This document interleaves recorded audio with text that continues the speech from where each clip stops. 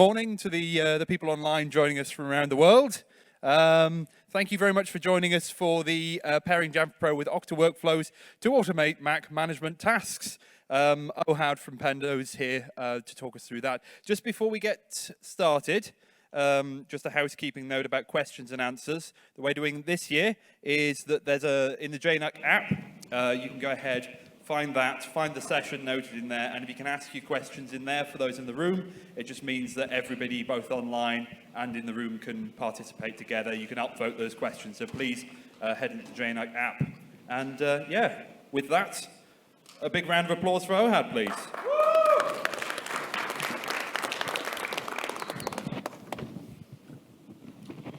Hi, everybody. Can you hear me just fine? Okay, great. Thank you. It's a pleasure to meet you all. Welcome to my session. As was presented, the title is Pairing Okta Workflows with Jamf Pro to Automate Mac Management Tasks. My name is Ohad, and I'm an IT engineer at Pendo.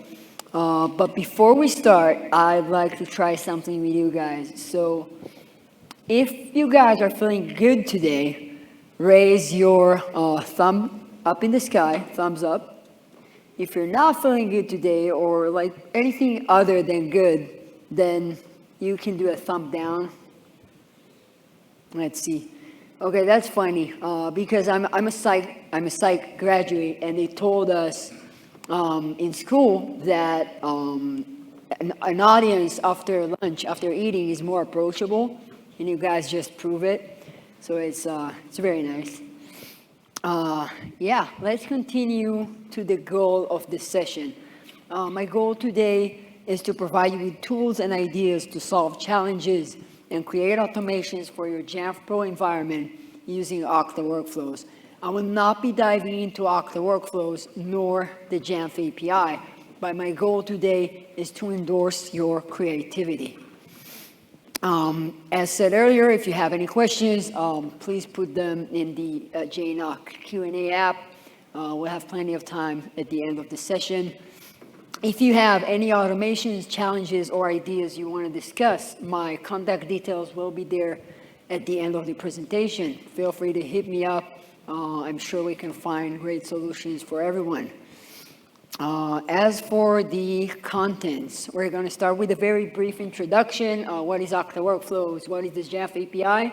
And how I recommend you use the Jamf API with Okta Workflows. And then we're going to get to the juicy stuff, the stuff that you're all here for. And it is Pendo IT in-house built solutions using the Jamf API and Okta Workflows. Let's start with the introduction then. What is Okta Workflows? Okta Workflows is a low-code API automation tool. It has connectors to industry-famous SaaS softwares. It supports custom HTTP calls, just like CURL, and it has all the data manipulation you need. Another important note, it has a database functionality. I'm going to elaborate about the importance of that further in the presentation. What is the Jamf API? With just one sentence, it is a non-GUI method to communicate with your Jamf environment. This is how Okta Workflows communicates with Jamf, and it is your gate to Jamf automation. To start it off with how I recommend you use the Jamf API with Okta Workflows, I put on this kind of scale. It looks a little complicated, but I will walk you through it. So just like how we read Okta Workflows from left to right, let's start on the left side. On the left side, we've got the Jamf connector with built-in actions. This is the cleanest looking, the least prone to human error option. So this is where I start, right? I browse through the built-in actions of the Jamf connector. If the API endpoint I'm looking for is there, that's great. This is what I'm using. If not, I go to the middle option, the Jamf connector with a custom API action. If the API endpoint I'm looking for is not supported there, I go to the far right option, the custom API connector. It is the most capable, but it is not so clean. And let me show you what I'm talking about when I say not clean. This is a single Jamf API command done with the custom API connector. You can see it's a little bit messy. It's a little error prone, right? We've got multiple compose cards needed to create the URL and the query, and also parsing the JSON response body is needed if you want to get anything out of those results. Whoops, got ahead of ourselves. This is a single Jamf API command using the Jamf connector with built-in actions, right? This is the preferable option. It is preferable if you want an API endpoint is supported, of course. You can see it is only one card. We've got options and inputs replacing the multiple compose cards, and no parsing of the response is needed as everything is built into the card. Juicy stuff, some of our Pendo IT in-house built solutions. I'm going to start kicking it off with the computer regular check-in enforcement, and then to associating computer with Okta user, and then to updating Jamf computers records upon offboarding. Let's kick it off. So a little bit of background about this one. We inspected in Pendo that computers sporadically skip their check-in to Jamf. And now we looked it up online, of course. We saw multiple Jamf Nation community discussions about it. I've linked them here in the presentation. And this one was a high priority one for us to solve. It is highly important. If you want to rely on Jamf Pro to manage our endpoints, we need to make sure that they regularly check into Jamf to ensure that our policies affect them. So our goal with this one was to solve this sporadic issues of computers skipping the check-in. And this solution is kind of, it is divided to two minor solutions. I'm going to walk you through those. And I'm sorry, before I continue, I wanted to mention it, but I haven't. English is not my native language, so if I make any pronunciation or grammar mistakes, please excuse me. I'm from Israel. Thank you so much. As for the solutions for the computer regular check-in, solution number 1, we request employees to run a self-service policy after 7 days from last check-in. Solution number 2, we raise an IT support ticket after 10 days of not checking in. You might be wondering in regards to the time difference between the solutions. This is because we want to give the users a chance to resolve the problem on their own, and we want to reduce and deflect IT support tickets. So next, I'm going to review those two different solutions. At the end of them, this will be more of a general review. At the end of it, I will deep dive into some of the APIs, some of the logics that I think are worth deep diving into. So building solution number 1, we created Jamf Smart Group based on the last check-in criterion. And then for these two others criteria, that you guys are seeing, the second one is last enrollment more than 30 days. We've got this one so to not target newly enrolled computers which are not in use yet. And for the last one, please remember it, we're going to cover it later. Computer not a member of inactive devices. This is a smart group we're using in order to exclude computers which are not in use from our automations. Please note it, we will discuss it further ahead.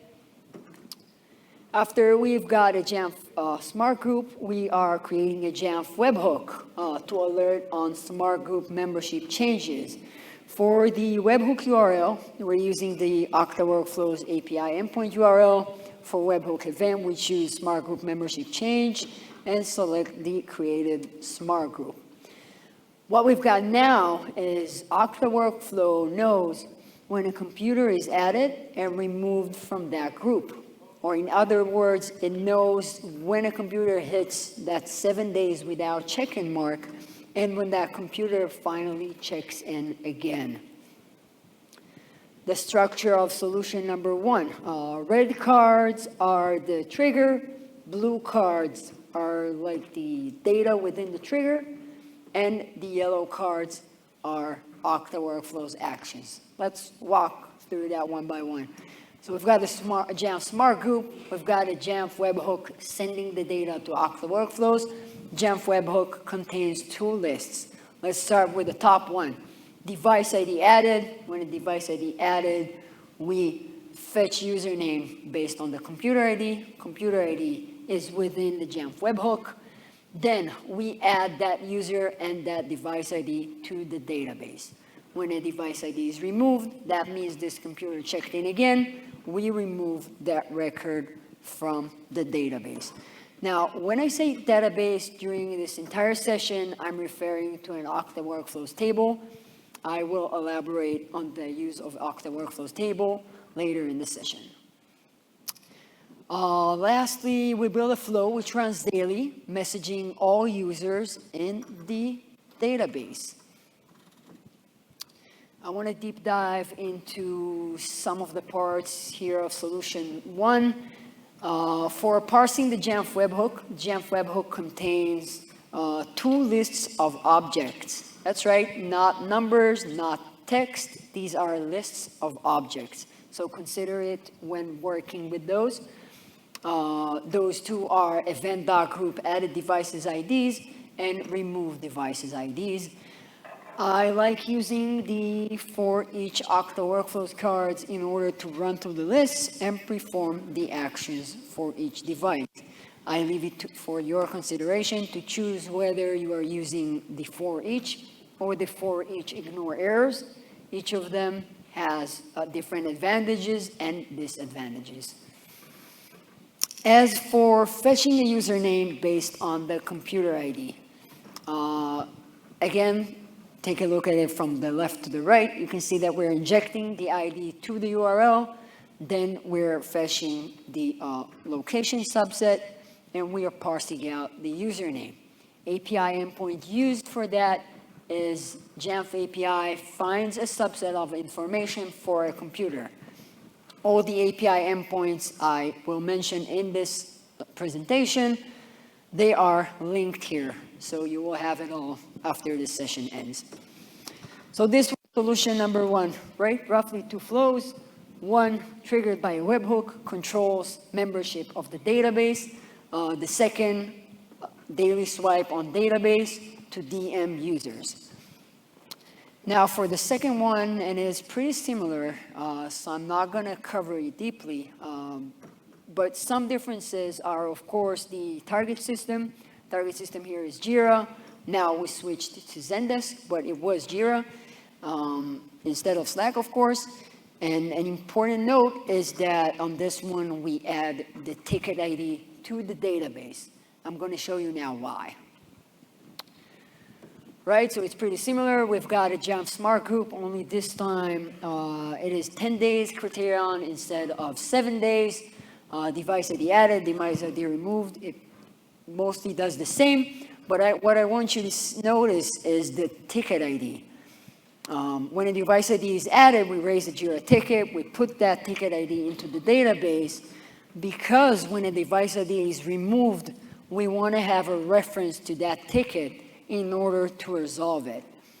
And this is when I emphasize the importance of using a database, of using an Okta Workflows table. If we didn't put that ticket ID in the database, we would have, when the device is removed, we would have to somehow find out which ticket ID we need to resolve. That means an extra API call. And that means that we are also getting into API search queries. And those, depending on your target system, whether it is Jira, Zendesk, or another ticketing system, those can be inaccurate and they can be inconsistent. And it is important that we deliver consistent results as much as possible. So stick with a table. When you create a ticket, you know which ticket to resolve. That's easy. You made it. We covered the longest, most complicated automation. The next two are quicker, but I believe they might still have a role in endorsing your creativity. So please stay with me. For the next one, associating computer with Okta user. A little bit of background. Our current enrollment process was not enough for Jamf to use the Okta LDAP connection to auto-populate the user and location subset. The reason for that is that we prefer for IT to set up a MacBook before we ship it out. So we use a service account for that, and it grabs the details of that service account. But that's cool, because we covered it using an automation. So our goal with that is to save IT support time in updating Jamf assets on the web portal when enrolling a computer. Our solution is to search for an Okta user based on asset data and populate the location subset. Now, this is something that I recommend that you do on your own, but the existing attributes that we found that are good, that we are using to search for an Okta user based off, are computer name and MDM capable user, which are the local account on the device. That screenshot you see is the XML used to populate the location subset using the API. Now, this one is pretty similar to our former automation. What's different about it is, of course, the criteria for the smart group. We're doing last enrollment last day to capture newly enrolled devices. And you can also notice that we're doing the same thing upon entry and removal from the group. Why is that? We do that for the same reason that we use multiple asset attributes to search for that Okta user. We're doing that to ensure success. Sometimes upon entry to the group, the Jamf computer record doesn't have all the relevant attributes populated yet. Could be because it was just enrolled. Deep dive on this one. So for fetching the asset data, like I mentioned, we're using the computer name and MDM capable user. We're using API endpoint finds computer by ID. To populate the location subset, we are using API endpoint updates an existing computer by ID. Again, they are all linked in this presentation. For our last automation, before questions, updating Jamf records upon offboarding. So what we want to do with this one is we want to exclude offboarded users' computers from ongoing automations to prevent false alerts. I'm going to throw you back to our first automation. I promised you that we'll cover that, where you saw the criterion of computer group not a member of inactive devices. That smart group, inactive devices, we use it and we scope it out of all our automation smart group. This is how we make sure that computers which are not in use are not included in automations. To show you how it looks like, membership of this group is basically controlled by keywords, which we append to computer names.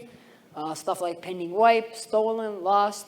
We manually append that, and then computers are being tossed in that group. I kind of sold it off when I said that we manually update the computers' names, because this is what the automation does. It appends pending wipe at the end of offboarded employees' computers' names, and this is how it solves our problem. Structure of this automation is a little different, right? The trigger for this one is not a Jamf smart group and a Jamf webhook, but an Okta account deactivation. We are then getting all computers associated with the user. We're appending pending wipe to the computers' names, and then update computers' records. Quick deep dive. To get all computers, this is a new API endpoint. I haven't showed it to you yet. We're doing searches for computers that matches the provided parameter. And the second one you're already familiar with, updates an existing computer by ID.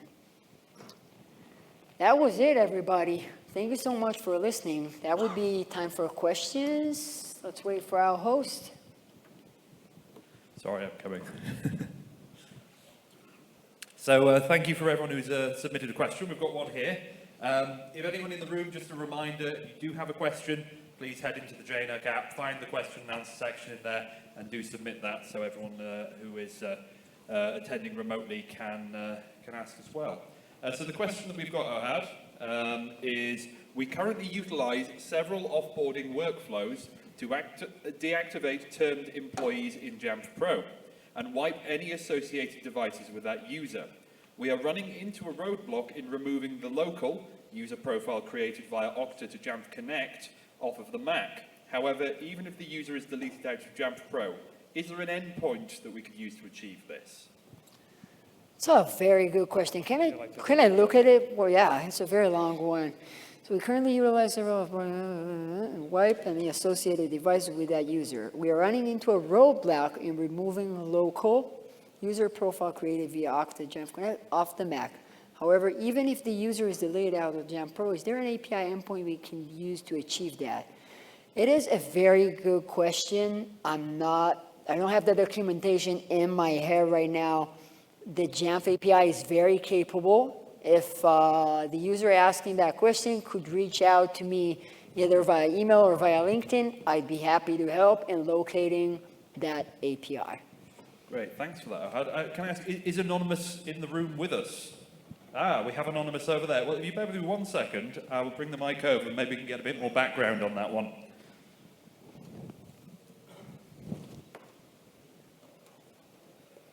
There we go, you can speak to the mic.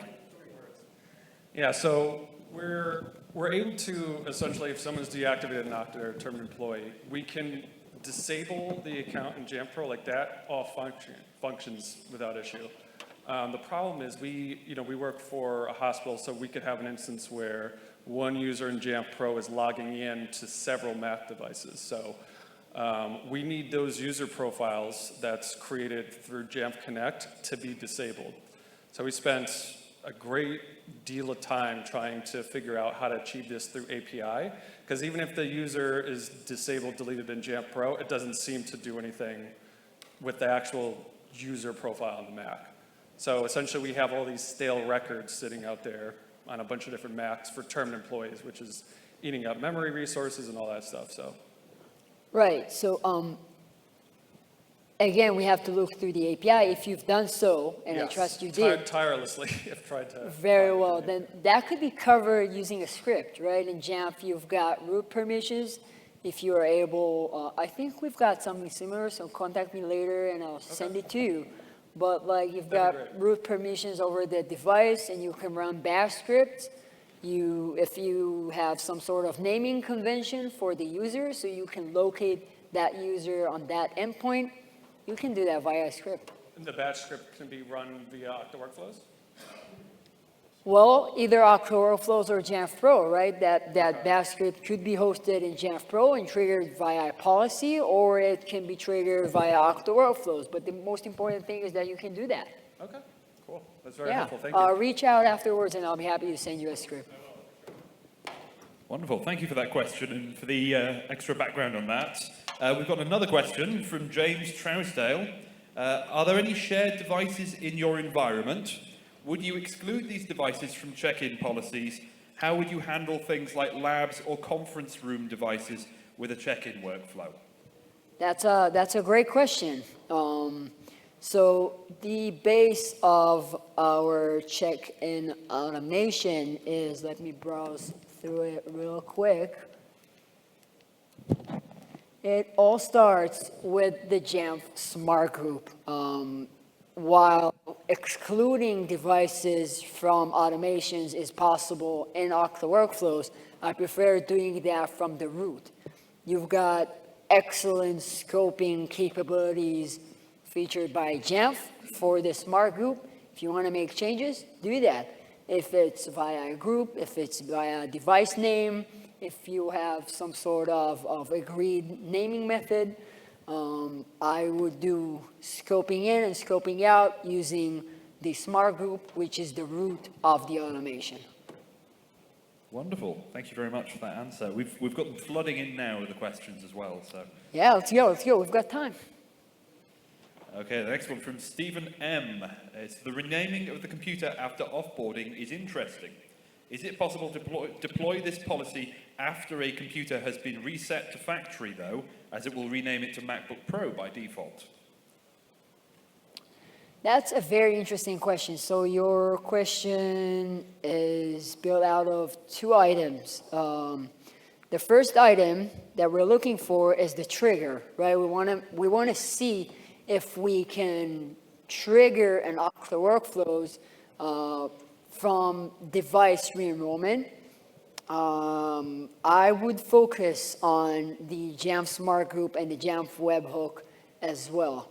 Why? Because the only challenge we've got here, renaming is not a problem. The only challenge we've got here is we want to see how we can get that data from Jamf to Okta Workflows. Look into Jamf, see how it behaves when the computer is being wiped and reset. Is it a name? If it's a name, great. You can build a Jamf Smart Group based on that naming policy, and you can have that data sent via webhook. So I believe this could be done. You just need to be able to capture that behavior in Jamf and send it via webhook to Okta Workflows. Again, if you need help building it out or discussing it, reach out later. Sounds cool. Excellent. The next question from another anonymous is your check-in workflow available somewhere? If it is available somewhere, that's very flattering. No, we did not think of publishing that. It is very simple in building it. What's beautiful about it is the logic behind it, the ID behind it. Again, hit me up. I'll be happy to send it. Excellent. And then we also have a question from Steve McGinn. This one's got a couple of upvotes. This is a good question. What do you do for users who are on extended vacation or time away? Oh, that's a beautiful question. I've just put my contact details up on the board again, so you can contact me if you want. What we do for users who are on vacation. So we've got an Okta attribute, which is called on leave. And we do like a Boolean value for it, yes or no.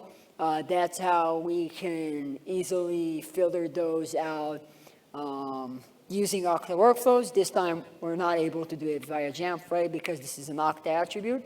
But this is how we do it. So Okta attribute populated with either yes or no for on leave.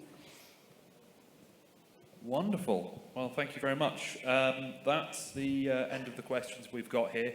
I'd just like to say that was absolutely fascinating. One of the reasons why I signed up to be the host on this session is because I wanted to see this session. So can we get another round of applause for Ohad? That was wonderful.